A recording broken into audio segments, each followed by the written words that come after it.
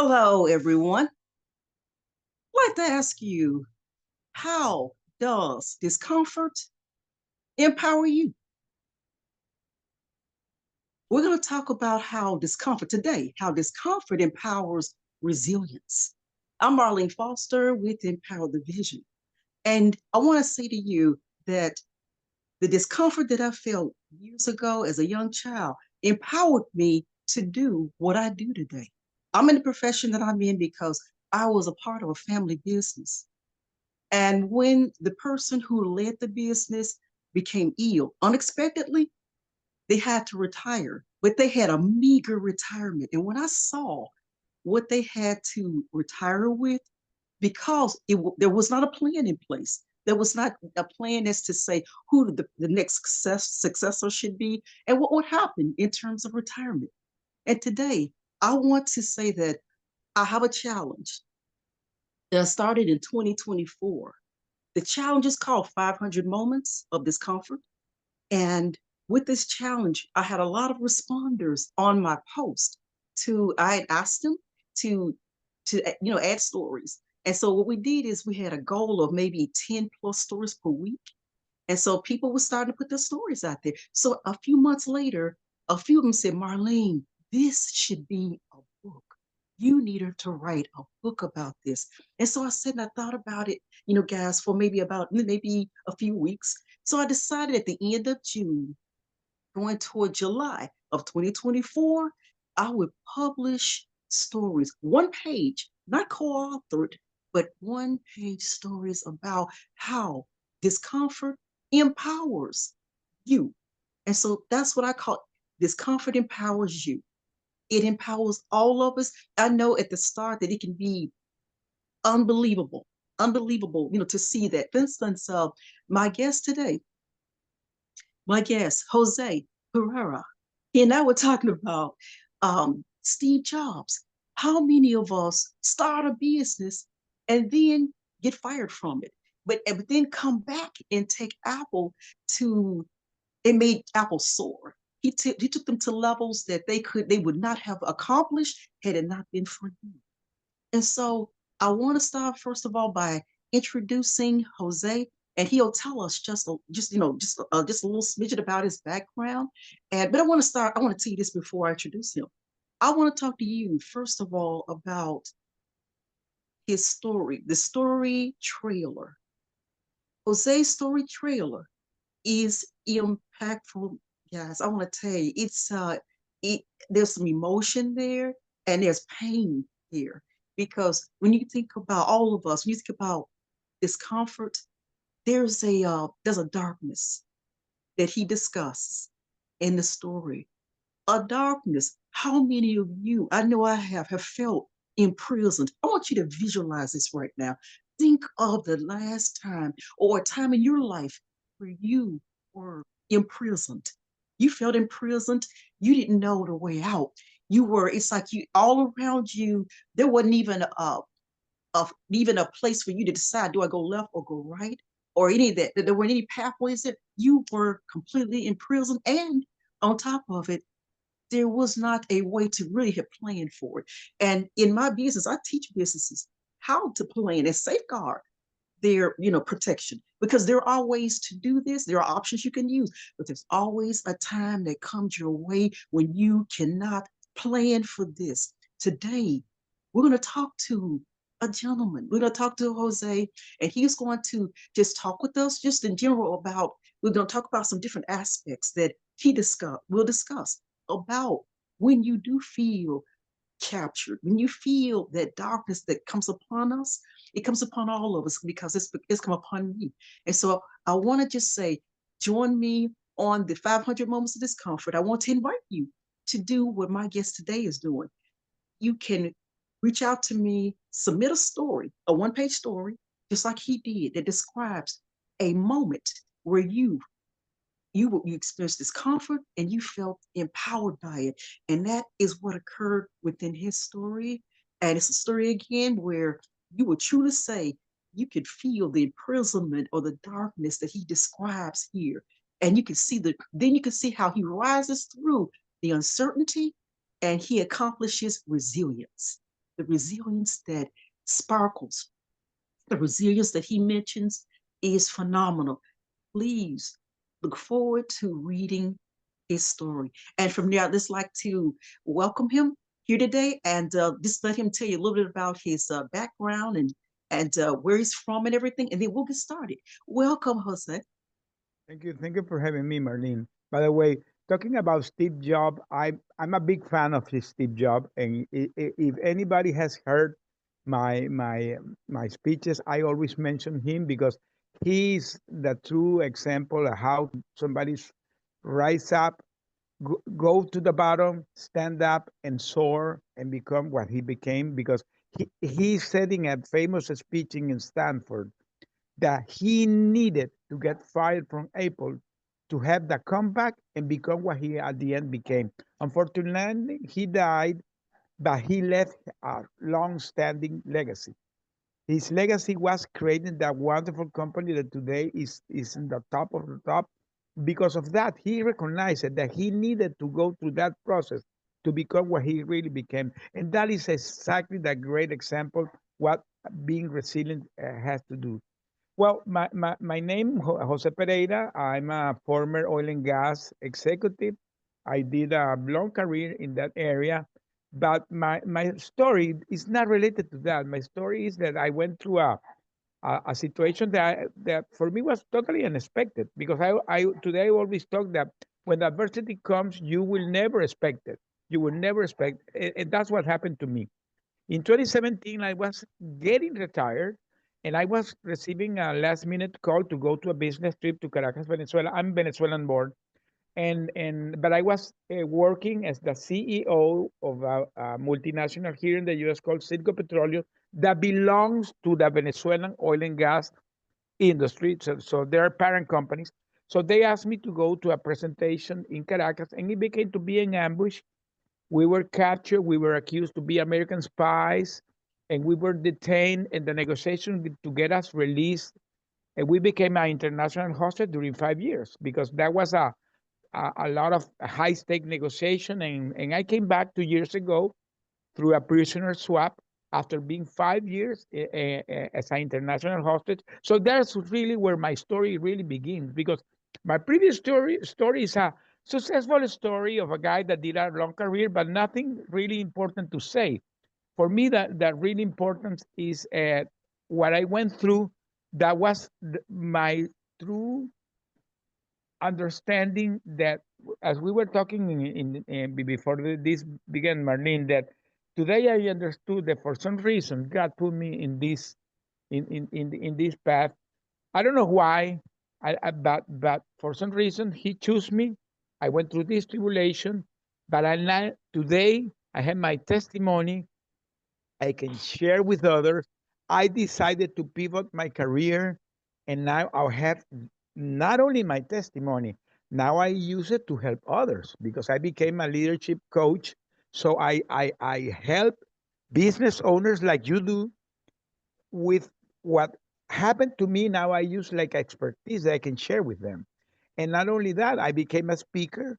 I speak about this. I created a speech based on this about how you can use your hostage situation, your captive situation, that sometimes you can be hostage of your belief in your mind, and it can be even worse of the physical captivity. So how you can soar, how can you can thrive, how you can unleash that unbreakable spirit that everybody has inside, and that's what makes you become a really resilient person. So that is something that for me is what I'm doing today. And of course, I wrote my book. My book, I have it here, From Hero to Villain. We're going to talk later about that. That is based on that the experience that I went through, that I do in my book, the reflections, how you can go in things in life, but it's a matter of attitude. It's a matter of the mindset, how you decided to overcome things and make things happen to you. Convert those tribulations and don't become a victim, become a victor. I love that. Just look what you just said about victim. And we do, all of us. It's It's our mindsets, everybody. We do. We have to look at things, and sometimes it's difficult. But just as Jose said from the start, even at the point where when he faced what he was facing at that particular time, and he had to, at that point, it was probably devastated from the start. But then he finally started to through silence, and I talk a lot about that right now, guys, because silence is powerful. Through silence, he finally, got in with it within his mind and started to think about what's the best way for me to handle this, to battle this. And he did, and he successfully did it within himself. And I'm grateful that you're here with us today. Thank you, Jose, for that. And I wanted to just start about asking you about, growth. You know, talked about growth of mindset, um, understanding your setbacks, and with a growth mindset. Can you tell me, because I read this in an article that you wrote, tell me about what you meant by embracing growth mindsets. Because the growth mindset is what's going to make you the difference between the way you decide to face things in life. Because you can go through any situation in life because life is that. Life is full of challenges. The challenges will be there. Can be big, can be minor, but challenges are challenges. So when you expect you have the challenge, you have two ways to look at this way, in a negative way or in a positive way. And you can stay there for a short time or a long time. So it depends how you decide. It's a very personal choice how you decide to say, okay, this is my new reality. Let's say face it and let's move on. And you decided to see the things even during the dark moment, try to look the positive things that can be behind that, because sometimes you don't see in that moment why you're going through a situation, but when you see the picture in the future, sometimes you will see, okay, I needed to go through this situation to become where I am today, like happened to the Steve Jobs. The Steve Jobs, exactly, that's what he did. He discovered that he needed to go through that big adversity, that he was fired of his own company, his own creation. He lost it.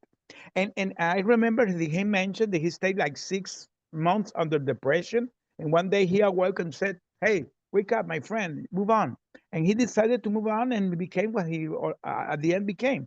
So that's what happened when you're going to any situation in life, that you can stay there for days or for years or forever. It's a very personal decision. In my case, when the day we were captured and we were accused to be American spy, we were locked. We were thrown in a dungeon, and the day after, I lost my freedom for almost 1 year that I didn't see the sunlight, and I didn't know what was going on. And I went into a lot of despair at the beginning, a very dark moment. I described it very vividly in my book, the way it went through it. But one day I woke and said, hey, Jose, you have outside there a family that's waiting for you. They need you, they deserve you. So you have to be strong in body and soul and spirit. The day I took that decision, things changed for me, because even I was still in that dark moment, now my mind and my body and my soul were in a different mood. So that's what the people have to do in any situation in life. How long you want to stay there? How long you want to uh, become a victim? Or how long you're gonna say, okay, this is it, let's move on and try to solve this. When you take that decision, that is a very personal decision, is when the things are gonna change for you. So that's why the growth mindset is so important. By the way, I'm a Venezuelan born, and I always joke about it because the people that come from Latin America can understand this better. The Latin American culture, there are a lot of issues because there are economical issues, political issues, and the life is sometimes is tough. Things that the Americans take for granted in the American and Latin American culture are very difficult. So we always, the Venezuelan always joke that that typical thing, that thinking outside the box for us is kind of funny because we don't have a box to think. We only think. So So don't think outside the box. What box? We don't have a box. We have to think and move on. So this is something that is kind of embedded in our culture. And let me tell you, I believe that part of the way I could survive it is because I had that in my culture, that we are prepared to support the crisis in a better way. The Venezuelan has something that is very common to us, that we make jokes about our adversities. The people convert the adversities in jokes. So we convert bad things in funny things. And sometimes it helps. When you're having a bad moment, try to do a funny moment. Try to don't put it so dark. So there is a combination of things, but the growth mindset is very important to any adversity that you're having in your life. So that discussion between a fixed mindset and growth mindset is what's going to make a change for you always. And see, Jose, you spoke about so much value there. And you're right. And even though we are uncomfortable with it, and that's why people always talk about, stop, be comfortable being uncomfortable, because Hmm. we have to be able to step out. And that's exactly what you were doing, even within that time period. And, that's great. But let me ask you this, adaptability, though. Uh, you were there in that imprisonment, even within the mind. How would you say adaptability helps any of us in business or in our personal lives? How did it help you there to become more flexible? The flexibility Okay, you exhibit. that's very important because, by the way, I have a speech that I call the 4X growth for a growth mindset. That I always mention four things. I call it the R deal. The R is resilience, the D is determination, and the A is adaptability, and the L is leadership. So for me, these are the four tools. And so adaptability is one of the four important tools. Why adaptability is so important? Because that's what happened to me. I was in that situation, and we were having day to day challenges. We needed to be adapted to the situation. That happens in your life. In your life, it's the same. And in your business, in today's environment, if you're running a business, the thing can change like this in a moment. So you need to have that mindset to be adaptable to the situation. That's what makes the difference between a leader that survives and the leader that doesn't survive. That having the power of the adaptability, and not only to be adaptive, take the adaptability and transform it in innovation. That's what that people that become success, that convert that maybe a difficult moment, they adapted to it, and they decided to innovate, and they create great things through the innovation. And not only that, when you are adapting as a leader, you become a role model to your people. So if you're adapted, they become adapted. So all the organization becomes adapted. So that's what makes the great company to be successful, when they adapt to the situation. And that's what happened in your life. I really, really understood during my captivity, my 5 year captivity, that I needed to be prepared to anything. I was prepared to the long run. We were, I'm going to say something here. When we were captured, we were six guys. I was with five colleagues because we did the business trip. My five vice president, and I was the CEO of the company. We were the five top executives of the company, and we were accused to be a spy and thrown in jail. And we were separated at the beginning. So when 1 year after, when we were got together, one of my guys, he's a marathon runner. He always does marathon. Today he's running marathon. So he told us that in when you are prepared to run marathon, you had to have your mindset prepared to the long run. And he said that there is something that in the marathon world, that somebody that runs marathon that hearing here this can understand me. When they're facing the last mile to get to the finish, they face something that they call the wall. The wall. The wall is like something that comes to their mind that they're not going to make it. So it becomes like a wall. And most of the marathon runners quit in that moment. They quit. at least than 1 mile of the finish, the most of the marathon runner quit because they find the wall. That's happening in your life when you're having that things going in your life, and then you don't see the end of the things. Many people quit, and that's why, unfortunately, you see a lot of suicidal thoughts and suicidal things in the world. It's a big issue. By the way, in the youth, is a big issue that suicidal things because the people think that they're not going to make it. What happens when you are prepared for the long run? So that's what the adaptability makes, that you are prepared to whatever is coming to you. When we were in our situation, we at some point we said, I don't know how long it's going to last this, but let's prepare for the long run. We can begin to prepare for the long run. It took 5 years. It could have taken 10 years. It could have been taken 15 years. It could have been taken 20 years, but we were prepared for that. We prepare in our mind. We prepare for the long run. And that's what people have to do in their life and in their business. Mhm. Wow. Jose, but speaking of emotional resilience, what would you say out of everything that you've just told us right now? What would you say was the one thing that really kept you calm in a situation like that? What would you say it was for you, Jose? Very important. Being focused. Everything has to be related to be focused. In any situation in your life, be focused. Because when you get focused, you become calm. Because when you get focused, you begin to see the picture different. Sometimes when you are, that's why people, when they are out of focus, they don't see the solutions. They're like a dragging down. It's like when you're drowning, that you're trying to go to the surface and you don't find the solution. But when you get focused, now you're thinking more clear.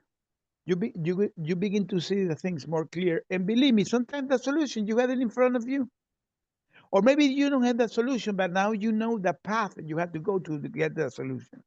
So when you get focused, that drives you to be calm. That's why I always talk. You had to be calm and focused. Those two things are combined: calm and focus. You get focused, you get calm. You get calm, you get focused. So this is very important. Very, very important. Oh, so true. When you think about a station and you're focusing, and just like you said, you have to evolve. So I thought about almost like changing a station.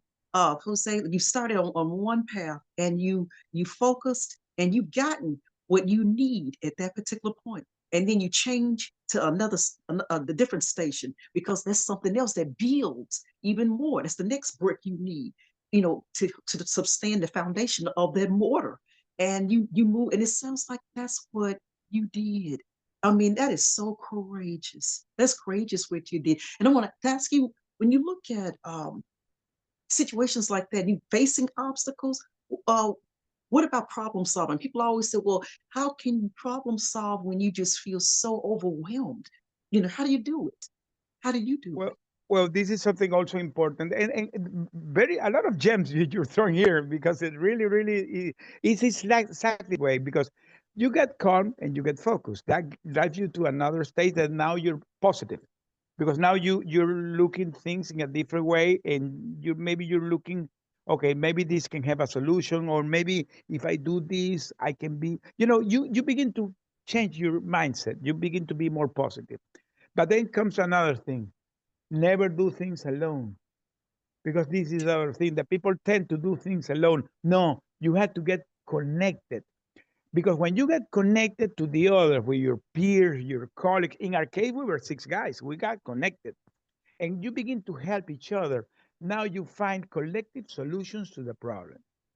Maybe it's something that you don't are not seeing, the other can see it. That's what the true leader do.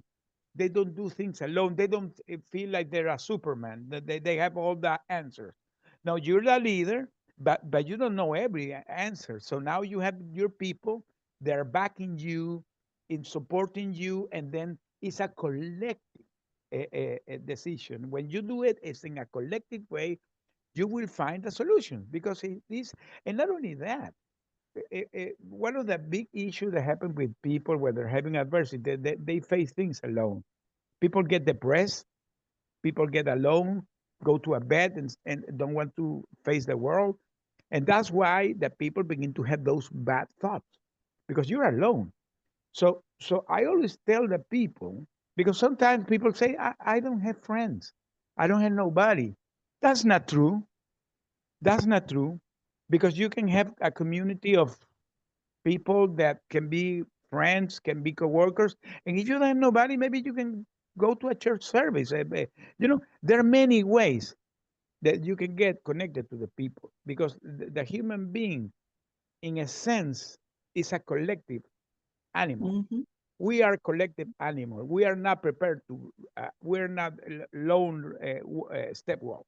We are collective animals. So that's the way the human nature is. And the other thing that you have to do is be empathic.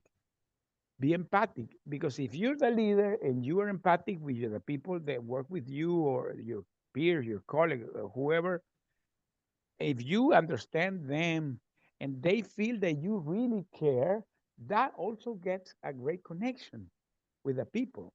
When, I always say that the only way that you really can connect with the people is being people, being human being. When you are people and you treat the people as they are people, you get that great connection. And Marlene, I understood it because even I did a long career in the oil and gas in leadership position, but I learned that was in my captivity. Let me tell you why. When we were captured, we were thrown in a dungeon where they have all the political prisoners of Venezuela. So I was not in a normal prison. I was up in a prison with all the political prisoners. People that in the past I saw them in the TV because they were ministers and they were journalists, they were, human rights guys, people that they were prominent people. Now they are in jail with me. And you know why we connected? Because we found that all of us were going through the same situation. We were having all of us the same ordeal, and we needed to survive. So we got connected. We got connected, and we got connected. Being simple human being. Now it's not Jose Pereira, the CEO of a company. It's not the General X. It's not the journalist X. It's not the politician X. Are normal people trying to survive, and that's why how you can connect, and that happens also in your business. In your business is the same. When you connect with the people, not as the position as the CEO, as you can, because you're the leader, okay, that's great. But if you connect with the people, being people is very different because now you connect with them in a very, very personal human touch. And the people really will care, and that will make you not only get empathic with them, that will become loyal to you. When you treat the people this way, they become really loyal. The people become to be loyal. Jose, let me ask you this. I agree that collective union that you had there definitely, empowered all of you. But let me ask you, what's the stamina that you could have also with yourself, with because we all of us always have to also be empowered, with ourselves. There's two sides to us. I agree with you. There is the side where you do have this collaboration, and then there is the side of us where you also have to be empowered with even just with just Jose. What do you say on that end of it? Okay, that's very good question. I always talk about the unbreakable leadership experience that everybody has inside. And that is so true. Everybody has that spirit here because that is a connection that we have with God. So everybody has it. What you have to do is unleash it. When you unleash it, that is a very personal thing that you do when you unleash it. And when you unleash it, it it's something that is a superpower because again, it comes Mhm. from God. So you do that connection and that's why you see people do things beyond. You say, wow, how this guy did that? Because he unleashed that unbreakable spirit. Everybody has that unbreakable spirit inside, and that is a superpower. It's a super force, and that's what we did. Marlene, I discovered that for some reason we did it, and people always tell me how you did this, Jose. I said, I don't know, but I did it, and it was God. It came from God. Jose, you know what? Look at just at the final point of this. I wanted to ask you about transparency.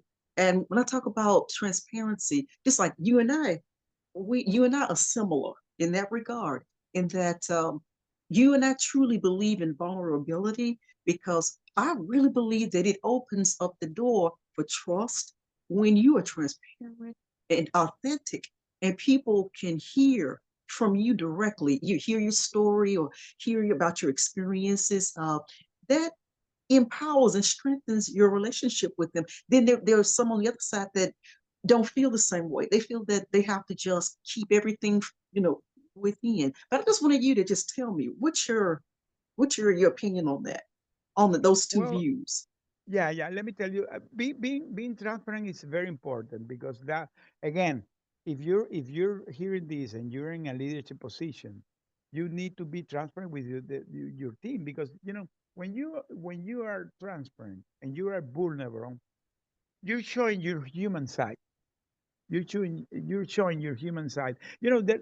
I remember that in the past there was a big debate if a leader should be vulnerable or because it was treated like you were weak when you were vulnerable. And today that is again also a superpower when you have the ability to be honest, transparent, and vulnerable, telling your story because that inspires people. I tell the people today, I went through this situation. That's what I did, and I'm sharing this today with you. This is the way I believe I can help others. I'm trying to give my most honest opinion, the most transparent opinion, and I try to share it because I believe that this is a gift that I need to share with the world. It will be selfish if I don't do it. And that's why today, Marlene, I have my newsletter. I have my weekly newsletter. I do my weekly podcast. My newsletter, the way I do it. By the way, you told me that you subscribe today. I'm really honored that you did it today. I do a weekly Yes, I newsletter that did. I do this new weekly newsletter that is called Building Resilience, where I talk about leadership and resilience. I try to do, you know, share the things that I have learned during my career or during my captivity, lessons that I try to put, I pour my experience there. So I bring it to my newsletter the way that people can read it during the weekends. And I do my podcast every Monday morning because what I try to do is that the people they subscribe, they read the newsletter, and then we can share with them and talk. We talk about our experience, and then I give the mics to the people. They can talk. I was doing a LinkedIn audio, but the audio were finished. Now we're doing a Zoom live. It continued being great because the people come to the stage. Open the mics. The people give their opinion. We share. We share about things. For example, we're going to talk this week about the setback. How in 2025 how you can learn from the setback to make great comebacks because this is the beginning of the year. So if you ever had setbacks last year, don't look at a setback, look at it as opportunities. And now you have this year a fresh opportunity to begin your year with your goals. People had to write down their goals, have your yearly goals and begin to work for it and be adaptive because that is something that is important. You have to be adaptive because sometimes people get frustrated if they don't achieve their goals, but sometimes the goal have to be adapted. You have to change things, but be prepared with the lessons learned of what happened the previous year and use it, empower yourself for this year. So this is something that I'm going to talk this next Monday in our podcast. See, wonderful. I wanted to ask you this question though. Why why should the audience actually, when this book is published, why should the audience read your story, and how will your story, do you believe, empower them? Well, my story, Marlene, the way the people that doesn't know me, uh, the way I wrote my story is a very particular way because when I was in my captivity, my first year, I was in solitary confinement. My first year. In my second year, I was put together with my other colleagues, and then we, as I said, we begin to cheer each other. We begin to do a collective cheering. We did a great bond. But I begin to smuggle letters with my wife because we didn't have good communication with her. So what I did is because by that time we were allowed to bring food, and when I was returning the trash cans, I began to smuggle letters inside the trash cans. And they, for some reason of God, they never discovered those letters. Those letters became a 3 year exchange of letters between me and her. That became almost 1,000 letters. Those 1,000 letters I converted in my book. I use not the 1,000. By the way, my book can be a three chapter, 3 volume book because it's big, the amount of information I recap. But I use part of them in the book. But for me, the importance of the book is not the story because the story has that sense that it's like you being with me there in the jail, uh, uh, feeling my what I was feeling, my thoughts, etc. But for me, the importance of the book is what I call is the legacy. That is the lesson learned. That no matter what happened in my life, no matter that extreme circumstance that we went through, we decided not to become a victim of that circumstances. We decided to make that something that can be meaningful for us and discover our purpose. That I today I discovered that my purpose is try to share this as much as possible.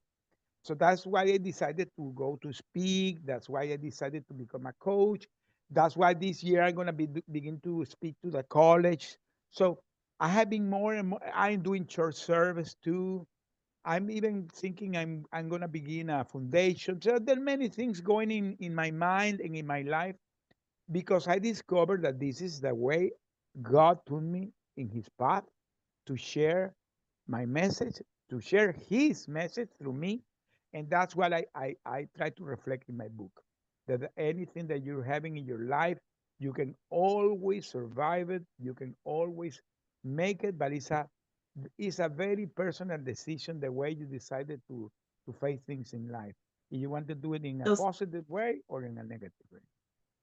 I just wanted to say just thank you so much for being here, with me, with us today. And I thank everybody else for joining us here today. And I wanted to just end here and ask you, what would be just one last thing you'd like to say, to the audience that, like you said, that pretty much says to allow uh, discomfort to reward you, because in the end, it's the lessons that we learn, like you were saying, and in the end, you'll see that it will turn out to be a blessing in disguise. So, but what would you like to say here to Well, our audience before we close? first thing, the word impossible for me doesn't exist.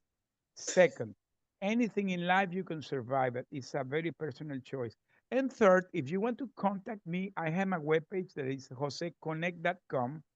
JoseConnect.com. You can go and see what I do there. By the way, I have a YouTube channel too, Marlene, where I this what we're talking. I do the weekly podcast. I put it there so anybody can go to the recording and see what I'm saying there. I do also podcast as guests where I try to share my experience and anything in life you can survive it, but it's a very personal choice the way you decided to face it. And the word impossible for me doesn't exist because God can make miracles. I love it. I love that. And want to thank everybody again being here with us today, and want to invite you to also, if you'd like to join Jose, and reach out to me and submit one page or a page and a half story about you, something that a circumstance, a situation that's occurred, and how it's empowered you. to actually surge through uncertainty and reach resilience. So just wanted to thank you for everybody, for coming out, being here, and looking forward to talking with Jose again. I'd like to just come back and talk with him again about his book because I'd like to do I'm going to do a book review on his book, and I'd like to invite you to also take a look at it, read it, and if you've done a book, when you do a book review, send it to me. Send me the book review that you've done for him, and I'll have it on the next show that I have, with Jose, and I'll just, if you don't mind, I'll read it out. And I'll even mention your name if you tell me that's okay to do that. So send it to me if you would like to have it included on my next show. But thank you so much, everybody, for being here today. And thank you again, Jose. I really appreciate you. Thank you. Thank you. Thank you for having me.